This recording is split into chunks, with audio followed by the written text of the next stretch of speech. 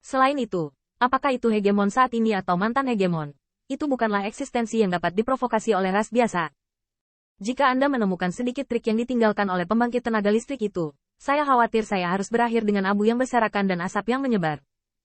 Akibatnya, domain bintang tempat Qin Yichen turun telah mengumpulkan pusat kekuatan dari berbagai kelompok etnis.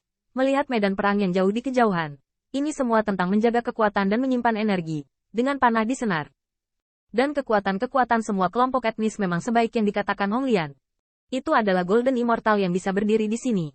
Selain itu, beberapa pembangkit tenaga yang jelas-jelas adalah pemimpin tim sedang menghela nafas, yang membuat Qin Yichen merasa sangat khawatir.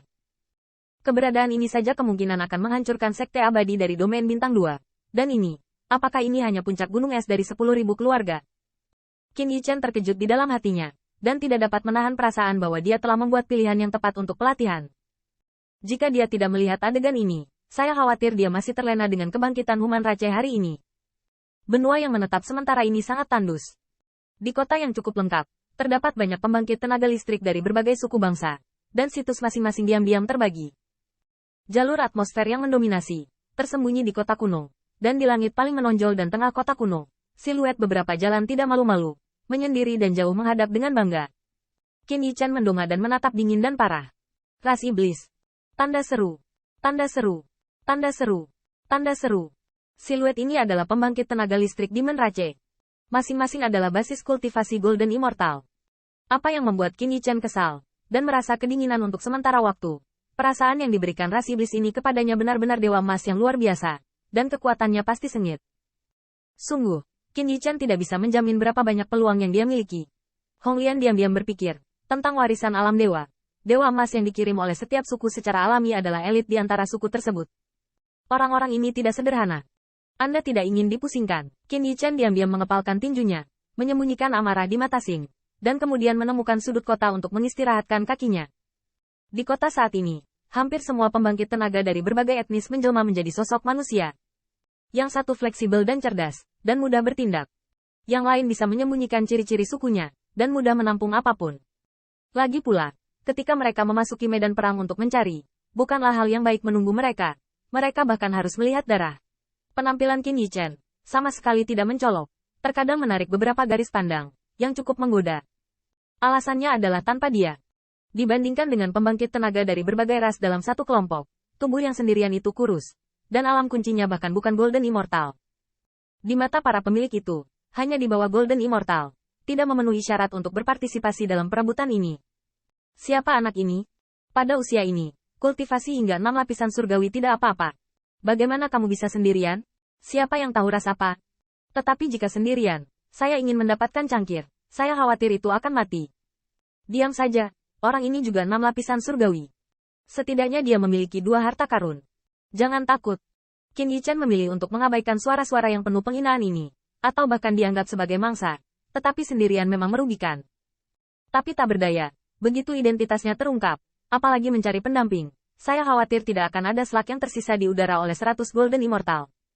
Pada saat ini, pembangkit tenaga Demon Rache berdiri dengan bangga di langit, dan dari waktu ke waktu, pembangkit tenaga dari semua ras maju untuk memberikan penghormatan.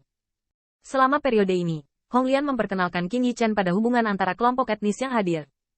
Ironisnya, seperti yang dipikirkan Qin Yichen sebelum dia berangkat, dia, hampir semuanya adalah musuh. Bagaimanapun, surga dan bumi berpindah tangan, dan mantan teman secara alami terlibat. Pada saat ini, lampu pompa Qin Yichen tetap pada siluet yang luwes dan anggun.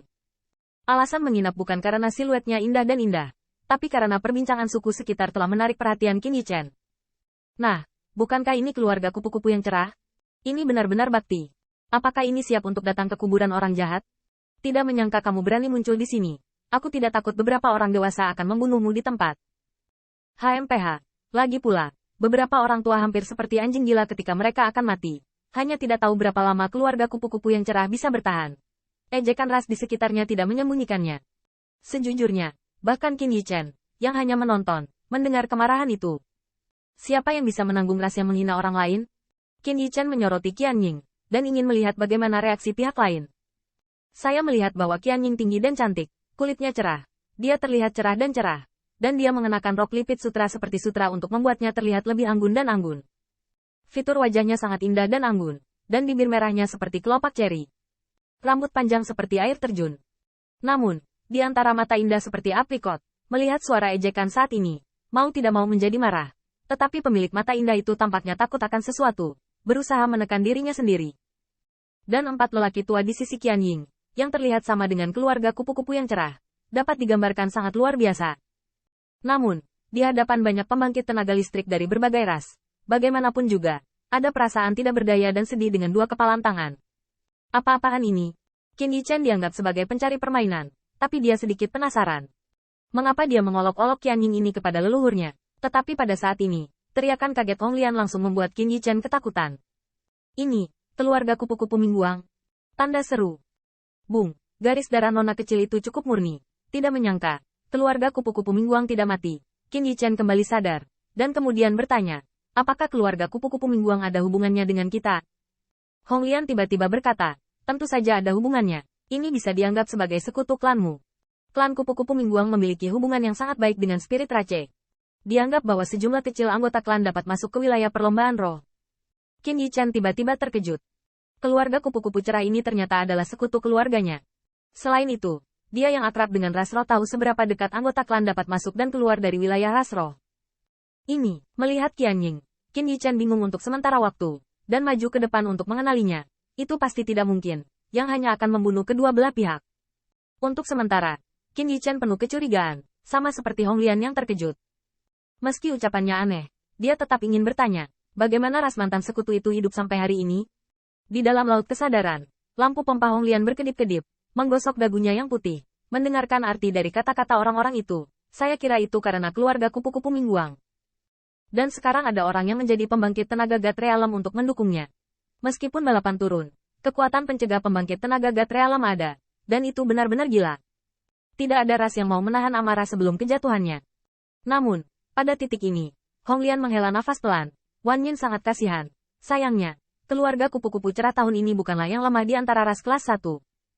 Gatre Alam Powerhouse memiliki 2 ada begitu banyak. Saat ini, saya khawatir saya tidak dapat mempertahankannya segera.